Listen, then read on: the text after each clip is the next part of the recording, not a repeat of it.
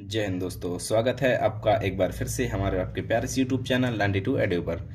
तो आज हम आपके लिए एक बार फिर से लेकर आए हैं माइनर फिजिक्स का एक और बढ़िया मोस्ट इम्पॉर्टेंट टॉपिक। ये वाला क्वेश्चन सीसी के लिए भी इम्पॉर्टेंट है। तो आज हम पढ़ेंगे स्थानीय विद्युत क्षेत्र या फिर लोकल इलेक्ट्रिक फील्ड। इसे हम लिखते हैं ई वेक्टर लोकल, ऐसे लिखते हैं इसे हम। इससे हम प्रदर्शित करते हैं स्थानीय विद्युत क्षेत्र को, और ये बीएससी सेकेंड ईयर का टॉपिक है। तो चलिए शुरू करते हैं स्थानीय विद्युत क्षेत्र। इसके लिए हमें इसका डेरिवेशन भी करेंगे, छोटा सा डेरिवेशन है, लेकिन सबसे पहले हम समझते हैं कि स्थानीय विद्युत क्षेत्र होता क्या है। ठीक है, तो इसके लिए मैं एक चित्र बना लूँ, फिर आपको समझाता हूँ। तो ये रहा हमारा चित्र, और स्थानीय विद्युत क्षेत्र को एक और नाम से हम रिप्रेजेंट करते हैं, वो है स्थूल स्तरीय विद्युत क्षेत्र। ठीक है, एक और इसका ये नाम होता है। तो चलो, अब ये चित्र है कि इसमें दो समांतर प्लेटें ये रखी हुई हैं। इस पर माइनस आवेश प्रेरित है और इस पर प्लस आवेश। यहाँ पर इस पर माइनस आवेश है और इस प्लेट पर प्लस आवेश है, और बीच में एक माध्यम रखा हुआ है। अब जैसे यहाँ पर प्लस आवेश है तो प्रेरण की घटना के फलस्वरूप यहाँ पर इस तरफ प्लेट के अंदर माइनस आवेश प्रेरित हो जाएगा। सेम यहाँ पर माइनस आवेश है तो इस तरफ प्लेट के अंदर प्लस आवेश प्रेरित हो जाएगा। तो प्लस से माइनस, बाहर अगर हम प्लेटों की तरफ देखें तो प्लस से माइनस एक ये इलेक्ट्रिक फील्ड हो गई, एक ये प्लस से माइनस की इलेक्ट्रिक फील्ड हो गई, और एक इलेक्ट्रिक फील्ड बन रही है अंदर, प्लेट के अंदर प्लस से माइनस की ओर, एक अंदर इस दिशा में बन रही है, क्योंकि इलेक्ट्रिक फील्ड जो डायरेक्शन होती है प्लस से माइनस की ओर होती है। तो यहाँ पर इसकी डायरेक्शन प्लस से माइनस ये हो गई, और प्लेट में जो अंदर हो रहा है ये प्लस ये माइनस, तो एक डायरेक्शन ये हो गई। तो ये जो बाहर वाला विद्युत क्षेत्र है इसे हम कहते हैं ई जीरो वैक्टर, और ये वाला विद्युत क्षेत्र है इसे हम कहते हैं ई एन वैक्टर। एन मतलब जो अंदर है वो विद्युत क्षेत्र। ठीक है, विद्युत क्षेत्र की तीव्रता कहलाती है। ठीक है, कुल इसे हम विद्युत क्षेत्र भी कह देते हैं कभी कभी। तो ये हो गया ई जीरो वैक्टर, ये बाहर वाली हो गई विद्युत क्षेत्र की तीव्रता, और ई एन वैक्टर ये अंदर वाली विद्युत क्षेत्र की तीव्रता हो गई। तो स्थानीय विद्युत क्षेत्र परावैद्युत, अब ध्यान सुनो परिभाषा इसकी, मतलब होता क्या है। परावैद्युत पट्टी में ध्रुवण के कारण, ये घटना कौन सी घटना हुई है? ध्रुवण की घटना हुई है। मतलब ये ध्रुवण यहाँ प्लस यहाँ माइनस आवेश प्रेरित हो गया, ध्रुवण की घटना हुई है। तो ध्रुवण के कारण, ध्रुवण मतलब जो अंदर इसके ये चीज़ें हैं इनका माइनस और प्लस अलग अलग हो जाता है, इस घटना को ध्रुवण कहते हैं। जैसे ये माइनस प्लस अलग अलग हो गया, ये माइनस प्लस अलग हो गया, माइनस प्लस अलग अलग हो गया। क्यों? क्योंकि यहाँ पर ये प्लस फील्ड है और यहाँ पर माइनस फील्ड है, तो इन्होंने अपनी अपनी ओर खींचे। जैसे जितने माइनस हैं उन सब माइनस ने प्लस के अपने ओर खींचा, तो ये प्लस वाले जितने हैं ये सब इस तरफ हो गए, और इस प्लस वाले चार्ज ने माइनस चार्ज को अपनी तरफ खींचा, तो ये माइनस चार्ज सब इस तरफ आ गया, तो माइनस प्लस ये अलग अलग हो गए हैं।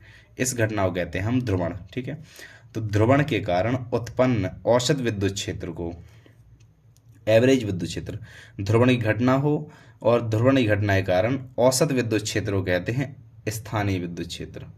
ठीक है, ध्रुवण तो घटना समझ गए आप, ध्रुवण की घटना के कारण जो औसत विद्युत क्षेत्र होता है वो क्या कहलाता है? स्थूल स्तरीय विद्युत क्षेत्र या फिर स्थानीय विद्युत क्षेत्र, ये होता है स्थानीय विद्युत क्षेत्र।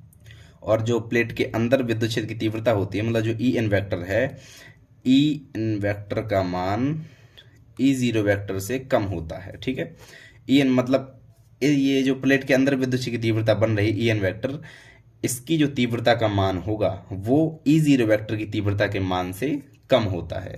या फिर स्थानीय विद्युत क्षेत्र की हम परिभाषा दूसरे शब्दों में अगर समझें, इस चित्र के माध्यम से अगर समझें, तो सुनो ध्यान से। अब किसी अणु पर, हमने यहाँ एक अणु मान लिया, किसी अणु पर, अभी पूरी परिभाषा सुनना तब समझ में आएगा कि यहाँ पे अणु है ही नहीं, फिर कैसे मान लिया। तो पूरी परिभाषा पहले सुन लो फिर।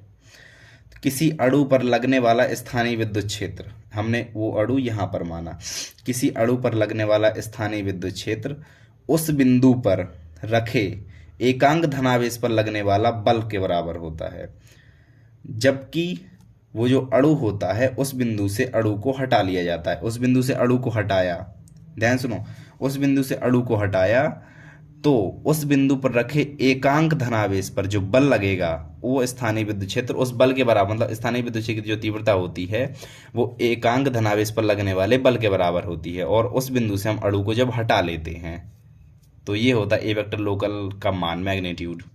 तो अणु में जो प्रेरित द्विध्रुव आघूर्ण होगा मतलब पी वेक्टर इन का मान होगा वो ई वेक्टर लोकल के प्रोपोर्शनल होगा, ठीक है, समानुपाती होता है। और पी वेक्टर एन जब प्रोपोर्शनल हटता है तो बराबर अल्फा ई वेक्टर लोकल, ठीक है। ये बस सिंपल एक संबंध मैंने बताया है, ये नहीं है उसका डेरिवेशन हम अभी आगे करेंगे। और अल्फा क्या कहलाता है, आणविक ध्रुवणता, शायद मोलर सस्पेक्टिबिलिटी यही कहते हैं शायद इसे इंग्लिश में, ठीक है। तो अल्फा होता है आणविक ध्रुवणता। अब इसका हम देखते हैं डेरिवेशन, उसके लिए मुझे एक चित्र बनाना पड़ेगा, तो पहले मैं एक चित्र बना लेता हूं। तो ये रहा हमारा चित्र। इस चित्र में देखिए ये दो समांतर प्लेटें हैं, इसमें प्लस चार्ज है, इसमें नेगेटिव चार्ज है। तो प्लस चार्ज यहाँ पर नेगेटिव चार्ज अपने ओर खींच लेगा तो नेगेटिव चार्ज यहाँ के जमा हो जाएगा प्लेट के इस कोने में, और ये नेगेटिव चार्ज प्लस चार्ज को अपने ओर खींचेगा तो प्लस चार्ज खींच के यहाँ पर कोने में जमा हो जाएगा इस प्लेट के, ठीक है।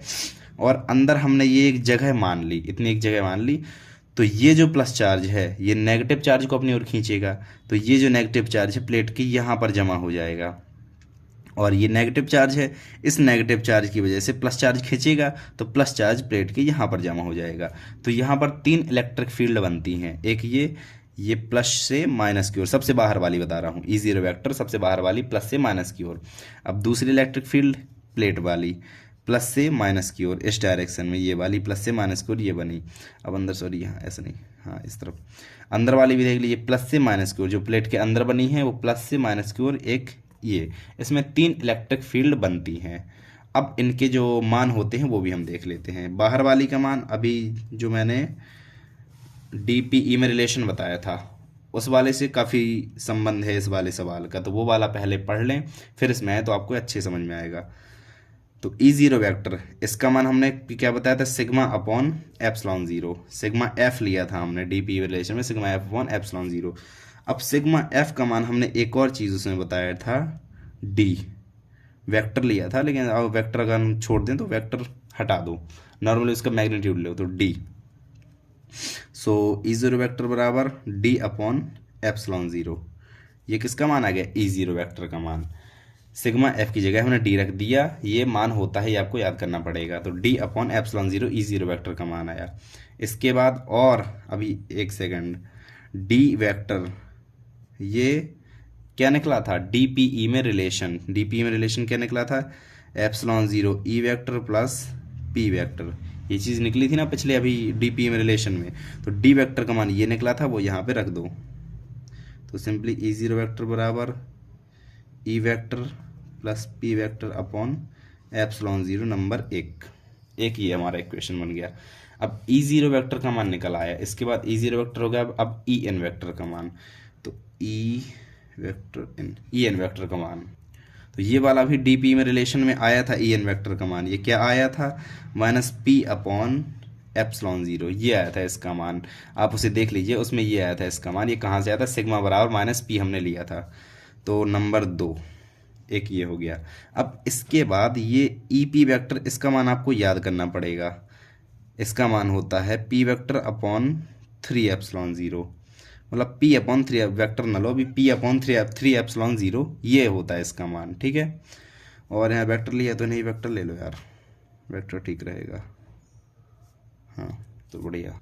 तो हमारे पास E0 वेक्टर, En वेक्टर और EP वेक्टर, इन तीनों के मान निकल आए हैं। अब जो E vector, E local field होती है, E वेक्टर लोकल होता है, वो होता है E0 vector plus En vector plus EP vector, इन तीनों का योग होता है E लोकल वेक्टर। तो बस सिंपली तीनों को जोड़ दो, तो चलिए जोड़ते हैं, E vector plus P vector upon epsilon zero, ये हो गया, minus P vector upon epsilon zero plus P vector upon 3 epsilon zero. तो ये दोनों कट जाएंगे, क्या बचेगा, E वेक्टर लोकल बराबर P vector E vector plus P vector upon 3 epsilon zero. ये मान भी आपको याद करना पड़ेगा, इसका ज़रूरत क्लाउसियस-मोसेट्टी समीकरण व्युत्पन्न करने में इसका यूज़ होगा। तो ये हुआ हमारा स्थानीय विद्युत क्षेत्र, और ये होता है इसका डेरिवेशन, ये सूत्र होता है, ये फॉर्मूला आपको याद करना पड़ेगा। ओके।